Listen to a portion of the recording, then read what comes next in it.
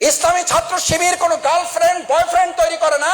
ইসলামী ছাত্র শিবির শিক্ষা প্রতিষ্ঠানে ভাই এবং বোন তৈরি করে, মাঝখানে ইসলামের দেয়াল তৈরি করে একটা সুরক্ষা দিয়ে দিতে চায়। আমার বোনের ইজ্জত রক্ষা করা যেমন আমার দায়িত্ব, আমার এই কন্যাদের ইজ্জত রক্ষা করা ছাত্র শিবির দায়িত্ব মনে করে। শফিকুল ইসলাম মাসুদ প্যান্ট শার্ট পরে এখানে কথা বলতে পারে। এখনই জোহর নামাজের আজান হবে, টুপি ছাড়া অথবা টুপি সহ এই পটুয়াখালীর সবচেয়ে বড় মসজিদে দাঁড়িয়ে সালাতুল জোহরের ইমামতি করার যোগ্যতা ছাত্র শিবির তৈরি করে দিতে পারে। Challenge, challenge, please let's go. চলেন এই প্রোগ্রাম শেষে। This is my not credit, this is my not credit for my mother and father. আমি আমার বাবা মার প্রতি কৃতজ্ঞ যে তারা আমাকে 20টা ওয়ার্ডিং গোল করে বাইন্দা তারপর বলতো শিবিরের কাছে যাও। এই পটুয়াখালী, এটাকে ট্রেনিং সেন্টার বলা হতো, ট্রেনিং টিস কি স্কুল বলা হতো, টিটি। ক্লাস 9-এ পড়া থাকতে ডোনাবেন স্কুলে এসে আমার বাবা মা এইরকম গোল 20টা ওয়ার্ডিং বাইন্ডার গোল করে দিত যে তোমার মাদ্রাসা তোমাকে ইসলাম শেখাবে, আর ছাত্র শিবির যা পেয়েছি, যা যতটুকু জেনেছি, এই ছাত্র শিবির তোমাকে জান্নাত উপযোগী মানুষ বানিয়ে দেবে। যাও যাও, গো টু শিবির। আমার মা আমার বাবার পকেট থেকে টাকা চুরি করে, এখানে কোন মা আছেন বাবার কাছ থেকে টাকা চুরি করেন আমি জানি না। আমার মাকে আমি চুরি করতে দেখছি। চুরি করা মানে বুঝেন, আগে নিয়ে দিত পরে বলতো, বলছে ছেলেকে তো তুমি দিবা না, চাইলে তো দিতা না, দিলেও তো সময় লাগতো, অত সময় আমারও নাই তোমার ছেলেরও নাই। নিয়ে দিছি, তারে 200 টাকা দিছি, শিবিরে লাগবে, ওখানে তার ইয়া দিতে হবে, ডেলিগেট ফি জমা দিতে হবে। তোমার ছেলে যাইতে চায় নাই, তোমার পক্ষ থেকে আমি 200 টাকা দিয়ে তারে পাঠিয়ে দিচ্ছি, মাফ করলে করো, না হলে নাই। আমার মায়ের কথা শুনে বলছি। এই মাকে বলা হয়েছে please give me a good mother, I will give you a good nation.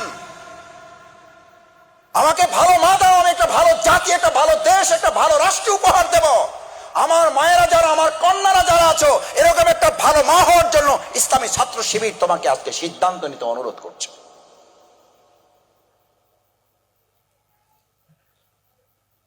This is ইসলামী ছাত্র শিবির। ছাত্র শিবির শুধু তোমাকে এখানে একটা বক্তৃতা শোনাতে আসে নাই। ছাত্র শিবির, তুমি ডাক্তার হবা, তোমার জন্য রেডি আছে কোচিং, চলো। 10 জন মুক্ত আমাকে ফোন করে, মাসুদ তুমি আমাদের বাউফলের ছেলে না? আমি বললাম জি আপা বলেন। এই যে আজকে আসতে আসতে আমার ফোনে একটা ভয়েস রেকর্ড আছে, কান্না, কেঁদে কেঁদে ফোন করেছেন, আমাকে বলছেন যে আপনার সময় হবে না আমি জানি, এই জন্য ভয়েস মেসেজ দিয়ে রাখলাম। কাঁদছেন, ভাই দেশটার কি হবে ভাই। তা আমি বললাম কেন আপা কি হয়েছে? আমি শুধু একটা রিপ্লাই দিয়ে রাখছি, কেন কি হয়েছে? কি হয়েছে জবাব তার 1 মিনিট 43 সেকেন্ড। ভাই আমাদের কোনো উপায় নেই, আমরা শেষ। এই যে শেষ, সব জায়গার মেসেজ, সব জায়গার মেসেজ শেষ। আচ্ছা তুমি বলো, এই শেষ যেখানে আইএমএ জাহিলিয়া যখন শেষ হয়েছিল, সেই সব শেষের জায়গা থেকে, ফুল স্টপ থেকে আলোর যাত্রা শুরু করেছিল ইসলাম না মানুষের তৈরি করা মতবাদ? এটা নিয়ে তোমার যদি কোনো বিভেদ থাকে, কোনো আর্গুমেন্ট থাকে, কোনো ডিবেট থাকে, কোনো অসুবিধা নাই। খুব সিম্পলি বুঝো, খুব সিম্পলি বুঝো, যেখানে অন্ধকারের শেষ, যেখানে আমাদের কন্যাদেরকে জীবন্ত কবর দেওয়া হতো, কি আফসোসের ব্যাপার না? সেই আবু জেহেলের উত্তরসূরিরা এখন বলে ইসলাম ক্ষমতায় আসলে, ইসলাম যদি আবার প্রোভাইড করে, তাহলে আমাদের মেয়েদের নাকি ঘরে আটকায় রাখা হবে। কত বড় আস্পর্ধা থাকলে এই কথা কেউ বলতে পারে? অথচ এই কন্যাদেরকে যখন জীবন্ত কবর দেওয়া হতো, পুড়ে ফেলা হতো আগুনে। একটা ঘরে মেয়ে জন্ম নিলে, যে অন্ধকার আইএমএ জাহিলিয়া যুগে, আবু জেহেলের যুগে, যখন একটা কন্যা সন্তান জন্ম নিলে 3 দিন 4 দিন 7 দিন সে তার বন্ধু বান্ধবদের সাথে মুখ দেখাতো না, তাকে সমাজ থেকে বহিষ্কার করা হতো। তোর কন্যা হয়েছে, তুই এখনো জীবন্ত কবর দেও নাই। দিস ইজ ইসলাম। আর সেই ইসলাম এখন তোমাকে বলে ইসলাম আসলে তোমাদেরকে আটকে ফেলবে। এখন সেই ইসলাম নিয়ে তোমাদের মধ্যে ইসলাম ফোবিয়া, তোমাদের মধ্যে ইসলামের ভীতি ছড়ায়। ইসলাম আসলে তোমাদেরকে ঘর থেকে বের হতে দেবে না। আর আজকে তোমাদের এই প্রোগ্রামটাকে আমরা কোনো ঘরে করছি না, বাইরে করছি। মানে তোমাদের ঘরে না বাইরের জগতে? তাহলে একটা করতালি দিয়ে তাদেরকে একটা প্রতিশোধ জানাও জানাও যে ছাত্র শিবির আমাদেরকে ঘর থেকে এখানে ডেকে নিয়ে এসেছে। আর একটা কথা বলি, কিছু মনে করো না, তোমরা তো আমাদের কন্যার মতো। এখানে ঢোকার সময় তোমাদের যার নেকাব আছে তাকে বলা হয়েছে আসসালামু আলাইকুম, আপনাদের আমাদের খুব দরকার ছিল, কারণ নেকাবওয়ালা লোকই আমাদের টার্গেট। আসেন। যার নেকাব নাই, একটু এদিক ওদিক আছে, এই পাশে দাঁড়ান দাঁড়ান, এটা শিবিরের প্রোগ্রাম, জেনেও আপনি এই অবস্থায় এসেছেন, ভারী অন্যায় করেছেন। আপনার বাবা মা কোথায় ডাকেন, শিক্ষক কোথায় ডাকেন? এতটুকু হুঁশ বুদ্ধি নাই, শিবিরের প্রোগ্রামে আসছেন। এই কথা বলা হয়েছে, এরকম একজন লোক দাঁড়াও দাঁড়াও। একজন অভিভাবক বলেন ছাত্র শিবির আমাদের সাথে অন্যায় আচরণ করেছে। আমিও করেছি। আমি এই কথাটা বলতে ইমোশনাল হচ্ছি। আমি বিশ্ববিদ্যালয়ের রাষ্ট্র নির্বাচনে আমাকে একটা হলের জিএস ক্যান্ডিডেট করা হয়েছে। আমি ভোট চাওয়ার জন্য গিয়েছি। আমার ডিপার্টমেন্টের আমার বান্ধবী, আমি এখন খুব সাহসী মনে হয়, আমি খুব লাজুক প্রকৃতির মানুষ। আমার পরিবারের সদস্যরা আছেন, কেউ কেউ জানেন তারা। আমি আমার ভোট চাইতে গিয়েছি যে আমি জিএস ক্যান্ডিডেট শহীদ শামসুজ্জোহা হলের। তো এরকম নিচের দিকে তাকায় কথা বলতেছি, তো এই তুমি মাসুদ না? বললাম জি আপা আমি মাসুদ। তো কি হয়েছে কি? ওই যে আমি তো জিএস নির্বাচন করব, একটু আমার জন্য দোয়া করবা আর আমার একটু ভোট দিবা। বলছে মাথা জাগাইলাম। বলছে এখন কি করবো? বলছে তাকাও আমার দিকে। বললাম আপা এটা তো আমাদের শিবির থেকে নিষেধ করা আছে, এটা যদি কেউ দেখে তাহলে আমার সাথীপদ থাকবে না। তাই নাকি? এটা তো আমাদের বলা আছে। আমি বললাম জি আপা এটা বলা আছে। বলছে তাহলে ভোট নেবে কি করে? আমি বললাম এই যে ভোট চাই দিচ্ছে আপনাকে, শরীয়তের সীমা যেন লঙ্ঘন না হয়।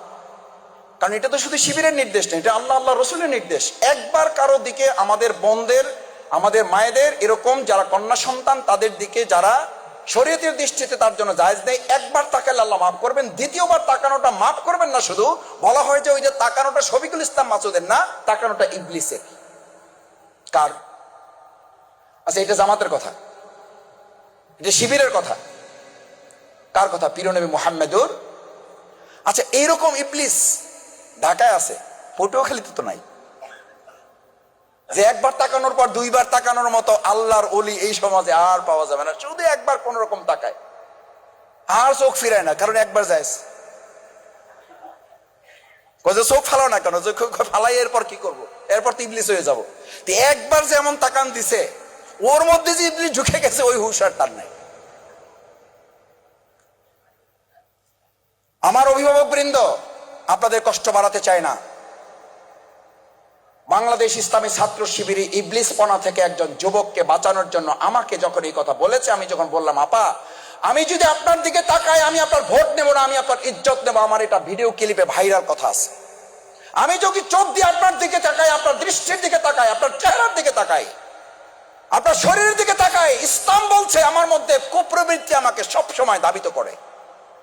এটা একজন পীর সাহেব এটা বললে হবে না, এটা আমরা তো পীরের এলাকার লোক, সব পীর তো আমাদের এলাকা, আলহামদুলিল্লাহ। পীরদের প্রতি শ্রদ্ধা রেখে বলছে। আমার এক পীর বলছিল, ওই পীরের নাম বললাম না, বলছে মাসুদ কোন লোক যদি বলে যে কোনো কন্যা, কোনো নারী দেখার পর তার কোনো সেন্স পরিবর্তন হয় না, তার ওর পিছনে নামাজ পড়া হারাম। ওর পিছে আমি বললাম হুজুর এটা কি করলেন? এ তো আল্লাহর ওলি, এ তো বিরাট ব্যাপার স্যাপার, যে কোনো তার চেঞ্জ নাই, কোনো তার ইয়ে নাই, ইমোশন নাই, বিরাট ব্যাপার, আল্লাহর সাথে ডাইরেক্ট লাইন। বলছে ডাইরেক্ট না, ওটা ইবলিসের সাথে ডাইরেক্ট লাইন। কারণ প্রথম কথা হলো মিথ্যা কথা বলছে, কারণ এটা হলো আল্লাহ দেওয়া নিয়ম, এই নিয়মটাকে সে অস্বীকার করছে। দুই হইলো তাহলে তার মধ্যে পুরুষত্ব নাই, আর এরকম পুরুষত্ব না থাকলে ইমামের জন্য জায়েজ নেই। তিন নম্বর কারণে, যে কারণে নামাজ পড়বা না, সেটা হলো এই আল্লাহদ্রোহী, এই আল্লাহর আইনের বিপরীতে সে দাঁড়িয়ে গেছে। এর পেছনে নামাজ তিন কারণে পড়া জায়েজ নেই। আমার মায়েরা, আমার শিক্ষক মন্ডলী, আমার সুধী মন্ডলী, যারা সন্তানদেরকে নিয়ে এসেছেন, আমি আমার ওই বোনকে বলেছিলাম আমার ভোট দরকার নাই, আপনার ইজ্জতে রক্ষা চাই। বলছে যে তোরে ভোট দেবো না, তুই খারা। তোরে এখন চা খাওয়াবো। আমি বললাম এই আগে তুমি ছিলে, এখন তুই। আমি ডাকতেছি আপনি। কয় যে তোরে ভালোবাসি। কয় যে তোরে ভালোবাসি। আমি বললাম আমি ভালোবাসা চাই না, আমি ভোট চাই। কয় ভোট ভালো না বাসে তোরে ভোট দেবো কেমনি? আমার ভাইয়েরা, আমার বোনেরা, আমার মায়েরা হাসার জন্য এটা বলি নাই, একটু যোগ করলাম। বেসিক্যালি আমার ভিডিও পাবেন এটা। আমার ওই বান্ধবী এখনো যে বেঁচে আছে, সে সরকারি একটা জব করে, আমি এখানে করি। মাঝে মধ্যে দুষ্টমি হয়, আমি বলি যে তোমরা তো এসিতেই থাকো, আমরা ওই রাস্তায় ছিলাম, এখনো রাস্তায় আছি। কয় স্যার কি করতে হবে বলেন?